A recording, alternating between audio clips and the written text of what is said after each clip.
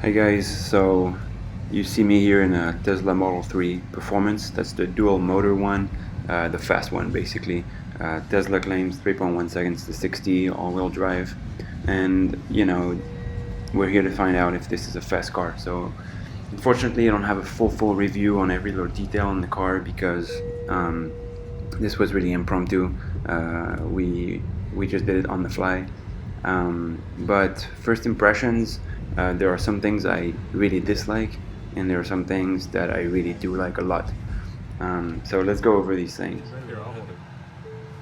So as you can see, we even took it off-road, kind of as a joke. We just took it in a completely random street, but it was fun.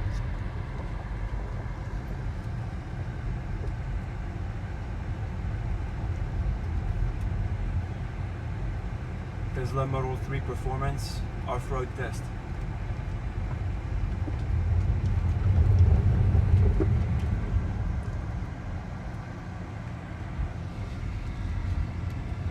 I know, this is not the most extreme off-road test we could have put the car through, but we found this road, it was fun, we decided to roll with it. Um, we weren't rallying the car, maybe next time. Now, one thing I will say is the way I was driving the car, I was only getting 37% of the range quoted by Tesla. So, you wouldn't want to use 100%, right? You would only want to go from 100 to as low as 20, right? Otherwise, you'd start to get really worried you're stranded. So here's the math on the screen about the range for me as a driver. Alright, you made it. Good job, Tesla. So since Tesla and a few other people have compared the Model 3 with the M3, so basically Tesla M3 versus the BMW M3, we decided to pair them together, take some pictures, just visually look at them, compare them, but also we took them for a road test. That was a lot of fun. So yeah, you'll be able to see the comparison, see our comments, our impressions, and hopefully get a good idea. Unfortunately, we didn't do a full track test. I would have really liked to do that. Maybe one day we'll get to put them both on the racetrack and compare them there, because I've seen some very poor track tests, biased track tests done on the internet before. But anyway, let me get into what I dislike and what I do like. So first off, let's cover what I dislike. What's the first thing you do when you get into a car? Adjust the seating position, steering wheel, etc., right?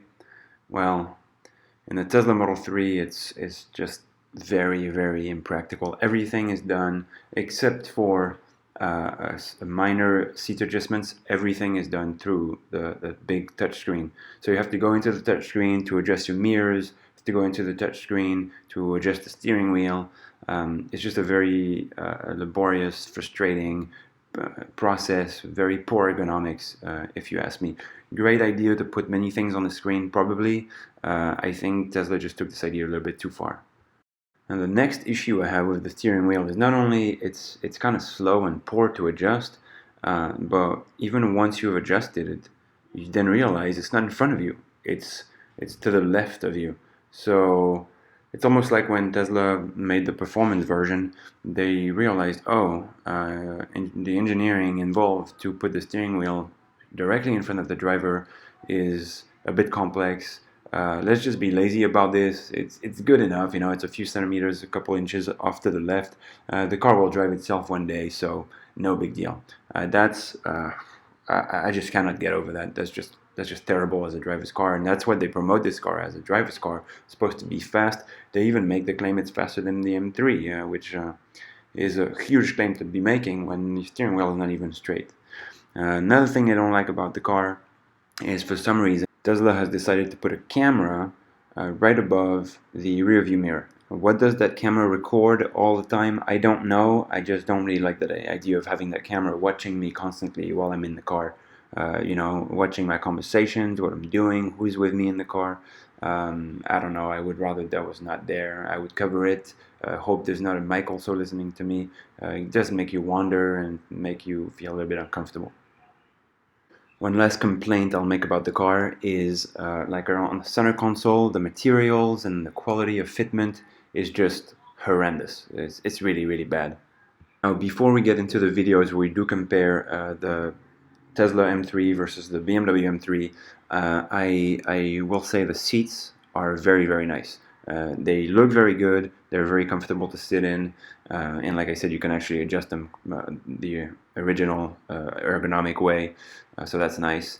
The car is pretty comfortable, very, very quiet at low speeds, although on the highway at high speeds you do start to hear it. It's nothing like a Porsche Taycan. But you know, if you drive in the city, it's fairly quiet, and it drives very well. It's very controlled. The regen is very nice. You can drive with only one pedal, meaning you can just let go of the throttle and the car will just decelerate very fast, come to a full stop. So you can actually control that and use only one pedal if you want to. And the all-wheel drive system seems very well sorted. That coupled with the very low center of gravity, I was very surprised because I've driven the Model S, I've driven the Model X, and they have horrible understeer. But the Model 3 does not have that problem at all. Not at all. It actually is very impressive how much speed it can carry in the corners while being very comfortable. So although, you know, I've not always been the biggest fan of electric cars and Teslas because of the ones I've driven before, I have to say the Model 3 performance has come a long, long way in the quality of the drive and as a driver's car.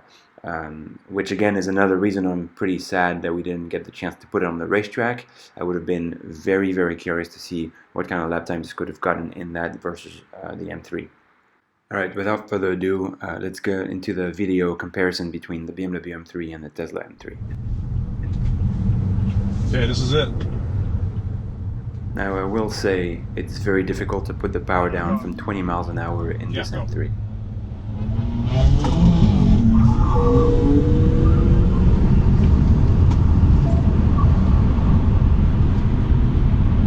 So that was 20. Okay. Okay, no, that's it. We're out of road. You ready? No, we're out of road. We're out of road. We'll have to U-turn. We're out of road, but come on. We want to hear this exhaust, don't we? So as far as the sound check goes, the BMW M3 takes it for sure. Okay, you ready? Yeah. I'm gonna wait a little bit. Yeah. Whenever you're ready. Yeah. Okay.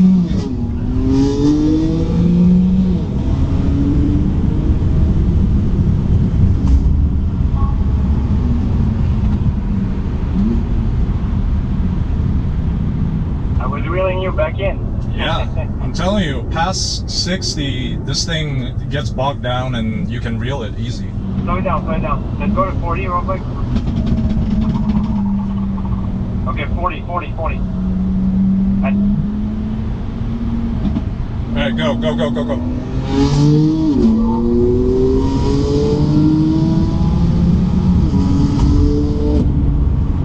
It was even, dude. How was that? That was even. So this might be a good point to say that the M3 is actually tuned. It's a stage 2 tune, All right, and 40, even let's with go. tune, as you can see, Yeah. like from a dig, we could try from 20 miles an hour. Clearly, the Tesla Model 3 was faster. From 40 miles an hour, it looks like the Model 3 is initially a little bit faster, but then the M3 starts to catch up, so they stay pretty even on a short run, starting from 40 miles an hour. But you know, if you start the run around 60 miles an hour, it looks like really the M3 then has it. I'm gonna use my. And what you're hearing in the background is us trying to do another 40 mile an hour pull, but starting level. 40 miles an hour.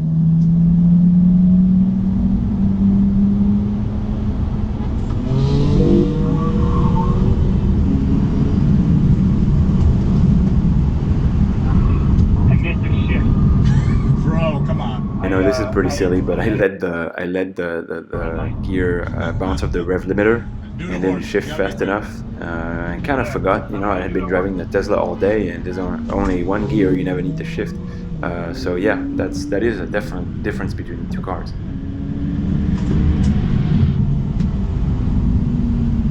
All right, that was pretty good. So after establishing that roughly a 50 mile an hour start is when the cars are even for the first couple of seconds before the M3 loses the Tesla, we decided to take them on some turns on the roads to see how they performed. And honestly, you know, the Tesla was surprisingly fast in the corners. It's got that all-wheel drive, gives you the confidence. It's quick, and it really bites into the ground. I think it's a combination of the low center of gravity, the weight, and those Michelin PS4S tires. It's hooked. It's hooked. Right.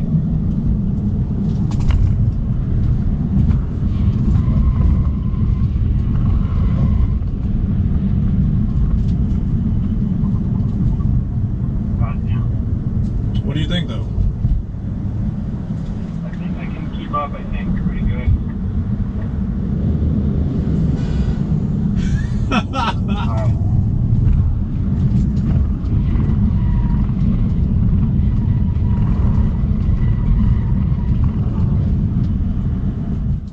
Now, something we did notice is that typically upon corner exit, the Tesla just pulls out of the corners really hard, and the M3 cannot keep up. Now, that's valid for the streets. Could be a different story on the racetrack, because, you know, we'd feel more comfortable pushing the M3 on the racetrack rather than on the street. I have you in the corners, like on exit, I mean. It just pulls out. Yeah, as soon as I is a straightaway, I lose you. Like, there's just gaps and gaps and gaps. Like. On the racetrack, though, with the corners might be taken at much higher speeds, at which point the M3 would be in its comfort zone, where the acceleration is actually faster than the Teslas, despite the all-wheel drive system. Alright guys, I hope you enjoyed the review. If we missed anything, you have any questions, please comment below, ask your question, and subscribe to the channel, like the video. See you guys later.